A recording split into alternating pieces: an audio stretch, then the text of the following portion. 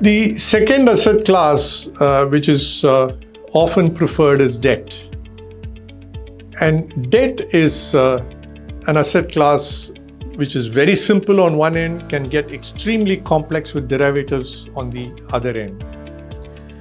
If you buy debt, keep it for its entire period of time, and then give it back, you get a return, and that is a simple form of it. An example could be a fixed deposit in a bank. So you put in certain money, and the fixed deposit is for a period of 2 years or 1 year.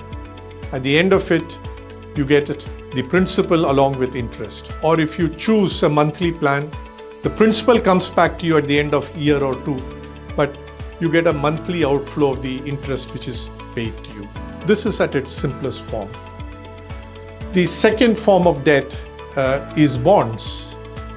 Bonds are of various types. There are government bonds, bonds which are issued by the government for them to take your money, which is to them a debt, for use for purposes like improving infrastructure, paying government employees, and so on. These are called sovereign bonds, which means they are backed by the guarantee of the government. And therefore, you would often find the interest rates on this is very low, simply because the risk is almost non-existent unless the government itself falls. Just a little bit of aside here. At one point in time, we used to think bonds from large corporates and government are absolutely foolproof. But looking more recently at what happened with countries like Sri Lanka, with Pakistan, and so on, tells us there is risk even there. Similarly, in the corporate world, we have seen defaults happening. Companies with very high rating suddenly getting into bad practices as a result of it. The bond which they have floated and taken money from all of us suddenly gets rated very low. And there are people who have lost in the recent past monies invested in bond as well. So one corollary from all this is that in the financial market, there's no such thing as zero risk. Even if there is a cash in a bank, if the bank is robbed, you're only insured for the cash up to a point in time, depending on which country you are in. So there is always a risk. But coming back to bonds, so government bonds are generally considered very, very safe, and therefore their interest levels are low. Then you come to the corporate side, where you have what is called debentures. They're also called bonds. These are debt instruments floated by large multinational companies. Could be a General Electric, an IBM, or a Facebook, or a Google, required for their expansion, for their working capital, and for whatever reasons. And these bonds again have what is called a coupon. That means a percentage they will give you if you park your money or buy their bonds. And the bond could be short-term, medium-term, or long-term, depending on how they want to structure it. Normally, in an asset allocation, you would have certain amount of equity, certain amount of debt.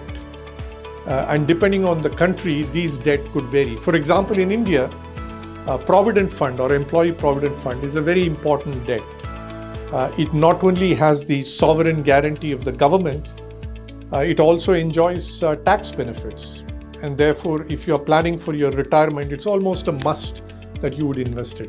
Likewise, 401k in the United States, or IRA or Roth IRA. These are not only debt instruments, they are also, have tax advantages to them, thereby making it absolutely important for you to invest in all of them.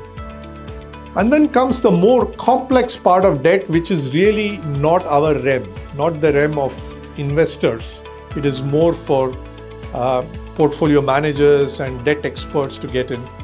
So there is a secondary market for debt. So you buy a debt, but you don't wait for its full period. You can go and sell it in the market, in which case you have terms called yield. So if the price of the bond goes up, yield comes down. If the price of the bond goes down, the yield goes up. And this is highly linked to the interest rate, which the central bank of that country is propagating or at that point in time. So if If you have a bond which you bought a couple of years back from the United States government or the central bank, in the recent past, they've been increasing the interest rate substantially. And therefore, you would find that the earlier bonds' value would go down and their yield will start increasing. But these are less important to us as investors, more important for fund managers and financial services firms when they play around to maximize their return based on the prediction of interest rates, which the central banks announce from time to time. So much about debt. Thank you for watching. If you want to dive deeper into this topic and stay updated on our latest content, be sure to subscribe now. And if you found this video helpful, don't hesitate to share it with someone you know. Let's spread the knowledge and the fun together.